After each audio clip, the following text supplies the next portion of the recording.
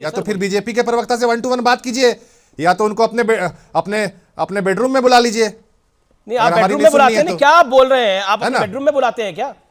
क्या बोल रहे हैं आप? अरे आप लोग इतने लालची, इतने ठग हैं, एक दूसरे को लूटने वाले ठग हैं। वो कहावत है ना कि लालची की दुनिया में ठग भूखा नहीं मरता है, वही घमंडियों का हाल है। अब भाई अमित जी, ये गठबंधन कभी हुआ ही नहीं था इन घमंडियों का। मैंने आपको तो शुरू ये देखिए कौन सा चैनल है, कौन सा एंकर है, कौन सा चैनल है और कौन सा एंकर है, समझ के बात करा करिए। और आज के बाद इस तरह की अभद्रता मत करिएगा। अपनी बात रखिए, आप मेरे सम्मानित मेहमान हैं, इसलिए आपको मौका दे रहा हूं।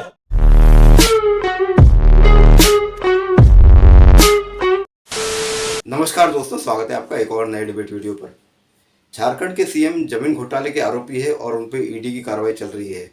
तो दोस्तों उसी पर ये डिबेट हो रही है। डिबेट में आप देखोगे कि जो खत्री जी है, इनके जेएम पार्टी के प्रवक्ता आए हैं यहाँ पर, वो हैरत अंगेज तरीके से बातें कहने लगते हैं अमित देवगन को, और अमित देवगन से उनकी बड़ी मुंहमारी हो जाती है। अमित देवगन उन पर बहुत गर्म हो जाती है।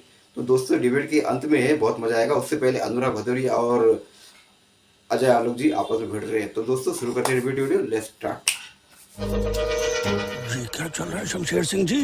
देखते जाओ बस। देखिए, मैं बीजेपी के प्रवक्ता जो लंबी लंबी बातें कर रहे हैं उन पे 2 लाइन सुना दूं तो शायद उनके समझ में आ जाएगा, देश भी समझ जाएगा। गुंडागर्दी, ईडी जेल, बुलडोजर का करके मेल, लोकतंत्र हो गया है फेल, विपक्ष खड़ा है मांगे बेल। सुंदर सपना देखो माई, बस बेरोजगारी ही बनेंगे भाई, जमा पूंजी सब लूटे साई, ठेकेदारी प्रथा समाई। कमाल है भाई। आगे जोड़ दें, जीडीपी पर ध्यान लगा के महंगाई ने डाले डाके, बेटा बेटी भविष्य निहारे, बच्चे को है पेट के लाले। कमाल की ये भारतीय जनता पार्टी सरकार है भाई। आप जनता की कोई बात ना करके आप लोकतंत्र का क्या बनाना चाहते हो? लोकतंत्र बनाना चाहते हो? मेयर के चुनाव आपने चंडीगढ़ में देखा क्या था? मेयर के चुनाव में क्या हो रहा था, किस तरह से लूटतंत्र वहां कविता लिखने के लिए जेल अच्छी जगह है। मैं बार बार कहता हूं कि केमिस्ट्री होनी चाहिए कार्यकर्ताओं के बीच में, केमिस्ट्री होनी चाहिए नेताओं के बीच में। अब आप मुझे बताइए, आपने एक तरफा घोषणा करी, जयराम रमेश ने क्या कहा कि एक तरफा घोषणा नहीं हो सकती, हमने कोई घोषणा नहीं करी, अगर हमें अलग अलग लड़ना है तो औपचारिक रूप से ऐलान हो। और अविनाश, एक सेकंड सुनिए अनुराग, पहले सवाल सुनिए। अविनाश पांडे ने क्या बोला, जो कि प्रभारी है उत्तर प्रदेश के कांग्रेस पार्टी के, उन्होंने बोला अगर सपा को अकेले लड़ना है तो अकेले लड़े, हमारे पास बहुजन समाज पार्टी है, हमारे पास और भी ऑप्शंस है। आज लखनऊ में बैठकर उन्होंने ये बात करी। अब आप बोलिए, कल को आप गठबंधन कर भी लेंगे तो चुनाव नहीं जीतेंगे तो बीजेपी दोषी है। सपा बसपा का गठबंधन हुआ, सपा के हाथ में कितनी सीटें आई? 5 थी 2014 में, 5 ही आई 2019 में। बीजेपी दोषी है। सवाल यह है कि आप ग्राउंड पे काम करते नहीं है तो कैसे गठबंधन होगा? अब बोलिए। देखिए, अच्छा आप बोलने दीजिए। मैंने धांधली की बात बोली थी, गठबंधन पे तो अभी आने वाला था। मैंने कहा धांधली किस तरह से सत्ताधारी दल, सत्ताधारी सरकार, कांग्रेस ने आपको आईना दिखा दिया। मैं ये बोल रहा था। तो सुन लीजिए, अब जहां उत्तर प्रदेश में हमारे गठबंधन की बात है, 2 मजबूत दल हैं।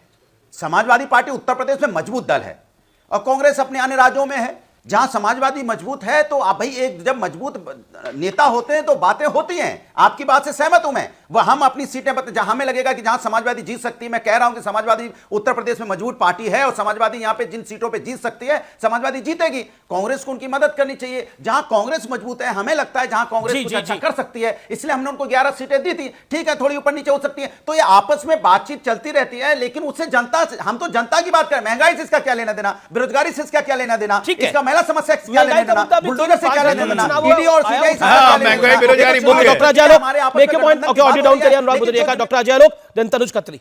Okay, doctor Ajay Alok. देखिए, इन्होंने जो फूहड़ कविता सुनाई है ना, ये फूहड़ कविता पूरे घमंडियों में बांट दें। जो जेल वेल जाएंगे तो वहां पे फूहड़ कविता लिखने का एक्सपीरियंस होगा अच्छे तरीके से। ये फूहड़ कविता नेशनल टीवी पे मत सुनाया कीजिए। अच्छा, अभी अपने बात आ गई गठबंधन में सीट शेयरिंग की, तो महंगाई बेरोजगारी भूल गए। सीट शेयरिंग खत्म हो गई, महंगाई बेरोजगारी का मुद्दा नहीं रहा। अरे आप लोग इतने लालची, इतने ठग हैं, एक दूसरे को लूटने वाले ठग हैं। वो कहावत है ना कि लालची की दुनिया में ठग भूखा नहीं मरता है, वही घमंडियों का हाल है। अब भाई अमित जी, ये गठबंधन कभी हुआ ही नहीं था इन घमंडियों का। मैंने आपको तो शुरू से कहा था ये बर्ड सेंचुरी है। बर्ड सेंचुरी 2 महीने के लिए चलती है। विभिन्न प्रकार के पक्षी आते हैं, बैठते हैं, टाइम खत्म होता है, फुर्र सब अपना अपना रास्ता ले लेते हैं। तो इनका टाइम खत्म हो रहा है, जनवरी अंत में टाइम खत्म होना था। देखिए सब अपना अपना रास्ता ले रहे हैं, बर्ड सेंचुरी खत्म। और इसीलिए अनुराग भदौरिया वगैरह ये लोग कहीं के नहीं रहेंगे। ये सब जानते हैं हश्र क्या है। और कांग्रेस पार्टी तो वैसे भी 29 की तैयारी में लगी हुई है। अब लड़ेंगे ये कांग्रेस से, क्योंकि ये मुसलमान जोड़ो यात्रा पार्ट 2 जब यूपी से गुजरेगी तो रूट पता है अनुराग भदौरिया को, रूट कहां जा रहा है। और कांग्रेस हमेशा हर जगह यही बोल रही है कि देश में भारतीय जनता पार्टी से सिर्फ हम लड़ सकते हैं, लोकसभा में सिर्फ हमको वोट दो। अगर कांग्रेस का जादू चल गया उस तरह जिस तरह कर्नाटका तेलंगाना में चला है और मुसलमान भाग गया इनको छोड़ के, तो इनकी औकात तो 6-7% की भी नहीं रहेगी यूपी में। क्या बात कर रहे हैं ये? जी जी जी, अनुराग 30 सेकंड में जवाब, देन तनुज खत्री। देखिए, आपको इंडिया गठबंधन की इतनी चिंता है, उतनी चिंता अगर आपने इंडिया गठबंधन इंडिया नहीं घमंडिया या जनता की करनी होती तो शायद देश का भला इंडिया हो नहीं जाता। घमंडिया। इंडिया गठबंधन के पल पल पे किसका वोट कहां घमंडिया। जाएगा, किधर जाएगा, इसकी बड़ी चिंता है आपको। आपको ये चिंता नहीं है कि आप निषाद पार्टी को कितनी सीटें देनी है जो मांग रहे हैं। आपको ये चिंता नहीं अपना दल आपको सीटें मांग रहा है, कितनी दोगे, या राजभर जी दिल्ली लखनऊ लखनऊ दिल्ली लखनऊ दिल्ली लखनऊ दिल्ली करते करते उनको घमंडिया भी तो बताओ ना। आप सारा सवाल इंडिया गठबंधन से पूछोगे, विपक्ष से सारा सवाल होगा, और एनडीए और बीजेपी से कोई घमंडिया, विपक्ष से कोई सवाल ही नहीं पूछना है। कोई जिम्मेदारी नहीं जो आपने सत्ता में खुद गड़बड़ा जा रहा है जनता को कि किसानों की इनकम दूंगा, किसानों की बोलते इनकम बोलते दूंगा। खुद गड़बड़ा जा रहा है। तनुज खत्री यहाँ पे हम नहीं ओके अजय समस्या सारी बातें रोजगारी खत्म हो हाथ जाएगी, धोकर आप लोग हाथ धोकर ईडी जो है वो विपक्ष के पीछे क्यों लग गई है? चाहे वो हेमंत सोरेन हो, खबर आ रही है कि वो किसी भी पल गिरफ्तार हो सकते हैं, उनको बेचारों को अपनी धर्मपत्नी को सीएम बनाना पड़ रहा है, कल्पना सोरेन, उसमें भी आप परिवारवाद का आरोप लगा रहे हैं। अरविंद केजरीवाल जी को भी 5वां सम्मन आ गया है। कर क्या रहे हैं आप लोग? चाहते क्या है? हम लोग नहीं कर रहे हैं। भारतीय जनता पार्टी की ऑफिशियल विंग ईडी नहीं है, पहली बात तो मैं बता दूं। ये गलत नैरेटिव है कि भारतीय जनता पार्टी के कहने पर हो रहा है। इनके कर्मों के कारण हो रहा है अमित जी, इनके कर्मों के कारण हो रहा है। बोलिए, चोरी करने के लिए हमने नहीं बोला था। ईडी का कोई नोटिस दिया है ना अनुराग जी ने आपके किसी पार्टी के नेता को? तो शांत रहिए। सम्राट चौधरी जो डिप्टी सीएम बने हैं वो भी शकुनी चौधरी के अरे यार, ये बीच में बोलना बंद कीजिए। Okay doctor Ajay Alok and Tanuj Khatri on screen. Okay Anurag ji शांत। मैं ये कह रहा हूं कि यूपीए के काल को याद कर लीजिए अमित जी, आप उस वक्त भी एंकर थे। यूपीए के काल में भी 10 सालों में सबसे ज्यादा ईडी और सीबीआई के केसेस हुए थे, तो सत्ताधारी दल पे ही हुए थे। तो क्या आप ये कहना चाहते हैं कि हम विपक्ष में रह के भी ईडी सीबीआई को कंट्रोल कर रहे थे? यूपीए के काल में सीबीआई को सुप्रीम कोर्ट ने कहा था तोता, तो आप ये कहना चाहते हैं कि सीबीआई को कंट्रोल हम लोग कर रहे थे विपक्ष में रह के? अरे भैया, इनके रग रग में भ्रष्टाचार है। वो एक शेर है ना, मैं क्या करूं, क्या ये मेरे बस में है, मैं क्या करूं, क्या ये मेरे बस में है, अरे ये तो मेरे नस नस में है। इनके नस नस में भ्रष्टाचार है भाई, बिना भ्रष्टाचार के कुछ हो ही नहीं सकता है। ठीक है, झारखंड हो जाए, बिहार हो जाए, बंगाल हो जाए, महाराष्ट्र हो जाए, उत्तर प्रदेश हो जाए, जहां सत्ता में आते हैं वहां गिद्ध जैसे लूटने की प्रवृत्ति है। नोच के खाते हैं स्टेट को, चूसा हुआ आम बना देते हैं। अभी देखिए छत्तीसगढ़, राजस्थान, मध्य प्रदेश, हम वापस सत्ता में आए हैं, एक एक फाइल खुल रही है, हर जगह घोटाला निकल रहा है, हर जगह घोटाला निकल रहा है। आज रेड पड़ी है, आज इकोनॉमिक ऑफेंस विंग हमारे स्टेट यूनिट ने रेड डाली है इनके पूर्व मंत्रियों पर। कैश सीजर हो रहा है, कहां से पैसा आ रहा है, क्यों, क्या मतलब भूख है पैसे की भाई? अरे चावल दाल ही ना खाते हो कि नोट खाते हो? अनुज खत्री जी, तो तैयारी हो गई है कल्पना सोरेन को मुख्यमंत्री बनाने की, लेकिन परिवार में झगड़ा है। देखिए अमीर जी, मैं जब बोलूं तो आप टोकिएगा नहीं और पर्याप्त समय दीजिएगा। जी जी जी मैं चंद पंक्तियों से शुरुआत करना चाहता था। जी, अपनी पहचान मिटाने को कहा जाता है, हाँ लाना पड़ता है लिख करके। जी जी बिल्कुल, बोलिए। इरशाद बोल लूं? बोलिए बोलिए बोलिए बोलिए। या तो फिर बीजेपी के प्रवक्ता से 1 to 1 बात कीजिए, या तो उनको अपने बेडरूम में बुला लीजिए। नहीं, आप बेडरूम में बुलाते हैं? क्या आप बोल रहे हैं? आप अपने बेडरूम में बुलाते हैं क्या? क्या बोल रहे हैं आप? नहीं, आप बुलाइए ना, आपको सुनना ही नहीं है। आपको तो इतनी भी लज्जा नहीं है कि अरे क्या आपको तो तकलीफ है, क्या बोल रहे हैं? हम तो बोल भी नहीं पाएंगे। देखिए शुरू कर दिया आपने, आप मतलब कमाल की बात आप कर रहे हैं। आप इस तरह की बात कर रहे हैं। अगर आप पर्सनल टॉक कर रहे हैं तो आप अपना बुला के बात कीजिए ना। डिबेट में अगर हम हैं तो हमारी बात भी सुनिए ना। आपकी पार्टी का वहां पर जो दिवाला निकला पड़ा है, फ्रस्ट्रेशन आपको ये निकाल रहे हैं यहाँ पर आकर। आपको आदेश है ना, कि निर्देश है कि बीजेपी को दिखाओ। नहीं, मुझे तो कोई निर्देश नहीं है, लेकिन मुझे लगता है कि आपको एक निर्देश आया है कि आज अभद्रता की सारी सीमाएं लांग दो। हाँ, ईडी की पूछताछ हो रही है तो हम करवा रहे हैं ईडी की पूछताछ। मुख्यमंत्री ने, आपके मुख्यमंत्री पे करप्शन का आरोप है तो मैंने करवाया क्या वो आरोप? बोलिए ना, आपको बोलने का मौका दे रहा हूं। आपने बोला मैं कविता लिख के लाया हूं, तो मैंने बोला सभी कविता लिख के लाए हैं। आप अपनी बात को रखिए। आपको तो बेडरूम तक जाना है, पता नहीं बेडरूम में जाके क्या करना है आपको, मर्यादा भी नहीं है आपको। बोलिए टेलीविजन पे बोलने की। शेर पढ़ रहा है, शेर पढ़िए, आपको दिक्कत नहीं है। शेर पढ़िए, बेडरूम में मत घुसिए। अच्छा, पता नहीं क्या निकल जाएगा आपके पास, उनसे दिक्कत नहीं है। बोलिए अपनी बात को।